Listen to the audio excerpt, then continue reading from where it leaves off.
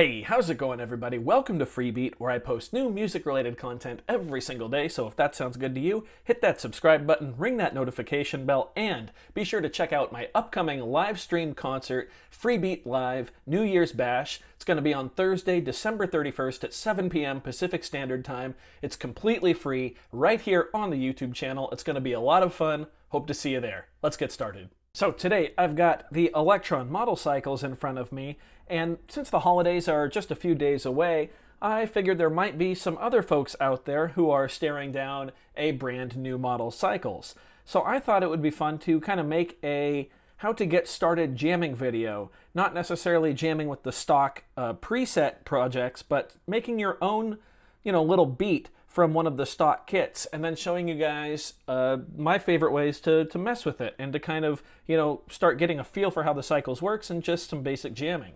So let's get started. First thing we're going to want to do, plug in the model cycles to the power, plug the other end of this into the wall, and then plug in either your headphones into the headphone jack or plug into your audio interface like I've got there. We're going to hold our main volume button down. That's actually going to be power. And now what we're going to do is load a initialized project. So when you first turn on your cycles for the first time, you're going to load into the stock project, and it's got some different patterns for you to listen to. We want to skip all that today. So we're going to click this wrench button right here. Using this blue knob, we're going to scroll to project, which is the second of the 7 menu options. You can see I've got some projects loaded up here, but basically you just want to scroll until you find one that's completely blank, just has 4 lines across it. I'm going to do number 15. Click in the knob, click load. It's going to ask if I want to save the preset I'm on right now. I don't really care about that, so we're just going to load a new one. It says initializing, load OK. Now here we go, completely blank project ready for you to work with. So press the back button a couple times, get back to the main menu. If we press pattern, we'll notice that there are no patterns present. We're on pattern number 1, which is empty. And the tracks, if we press the preset menu, are loaded up into the stock defaults for kick, snare, metal, perk, tone, and chord. That's also how you select tracks on the model cycles, just by touching them. And if you want to select them without hearing the actual sound, you can hold track and do that. So if you're like in the middle of jamming, you want to switch to a different track without actually playing the sound, hold track and do that. So let's switch to track 1, which is our kick, just by clicking on it. These 16 buttons down here represent our step sequencer. So very commonly, dance music is in 4/4 time, which usually means that it's 16 counts broken up into sets of 4. So 1, 2, 3, 4, 2, 2, 3, 4, 3, 2, 3, 4, 4, 2, 3, 4. And one thing that's really cool about the cycles is that they've actually underlined the start of each set of 4 for you. So 1, 5, 9, and 13. So if we select our kick drum by clicking track 1, press this record button right here, that enables us to input our notes into the step sequencer. If you click 1, 5, 9, and 13, all of those underlined buttons, press play, you'll hear a very, very basic bass drum beat. This is known as 4 on the floor, since the bass drum is usually played with a foot on a drum set. We've got 4 of them going. So let's add to this a little bit. We're going to click number 2, which is our snare drum. That usually goes on beats 2 and beat 4, which are actually counts 5 and 13. It's a little tricky to get the hang of, but chances are if you've got an Elektron product, you probably understand at least the very basics of rhythm and how that stuff works. So we're going to put our snare drum on beat 5 and beat 13. Let's turn up the volume of our snare drum by making sure that it's selected, so it's still lit, using the volume knob. At high levels, this knob also brings in some distortion, so just something to be careful with. It can be used to great effect, but we just want some extra volume right now. That sounds good. Let's press stop. Now let's go to our hi-hat, which is track 3. So press that to select it. All we want to do here is simply fill in every single step. And let's press play and listen. There's a very, very basic drum groove for you. Now, what if we want to mess with that and make it feel a bit more dynamic? Well, we're going to use the chance knob. Now, this is one of my favorite features of the Elektron products. Basically, it allows you to tell the cycles to tell each of these triggers when to actually fire the sound, if that makes sense. So you'll notice when we turn it, it says track chance, and it starts at 100%. That means each time it plays one of these notes, it's actually going to make a sound 100% of the time. If we turn it down to 90, that means each time it goes to trigger a note, it's only going to play that sound 90% of the time. So now when we hit play, we should hear a few of those hi-hat notes dropping out. There was one, another one, and another one. So you'd probably figure if we continue to turn it down, let's say to 50%, and press play, now there's a 50% chance that each of these is actually going to play. Pretty cool, right?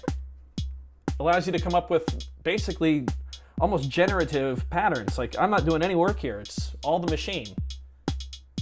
And what's really cool is you can actually set this per step on the sequencer simply by holding down the button and then using the trigger and condition knob.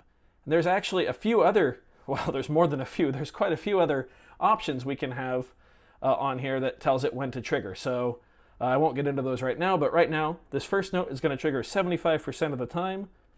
This third one is going to trigger 100% of the time, and so forth. We can just keep going. Or we can affect the whole track by turning the knob. It's a really, really cool system, and you can use that on any of the tracks that you have set up. We could even do it on the bass drum if you'd like. We can say 80% of the time the bass drum will play.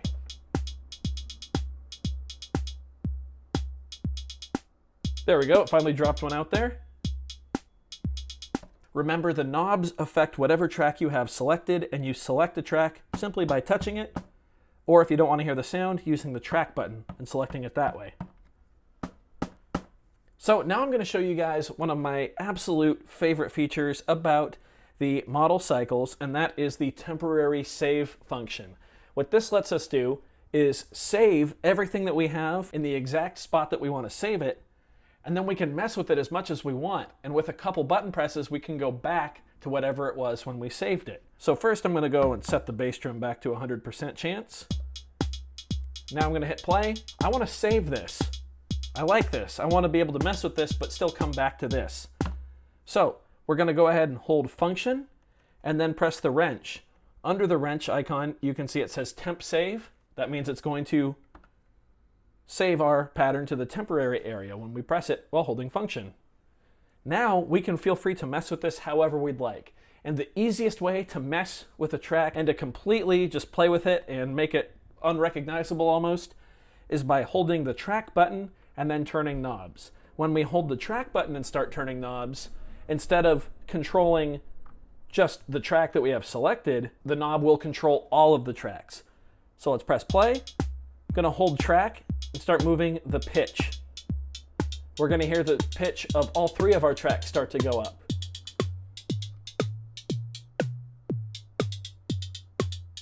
Now this will get even crazier if we start messing with the decay.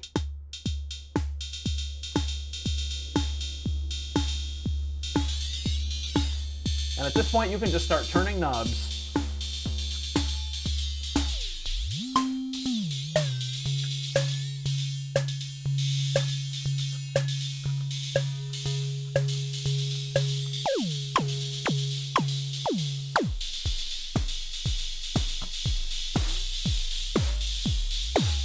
You can start pressing buttons too.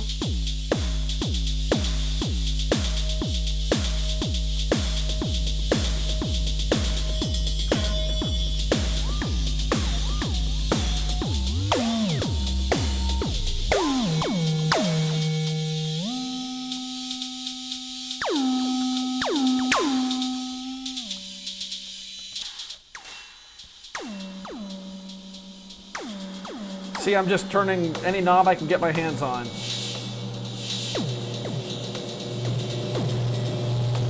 And now our track sounds absolutely ridiculous.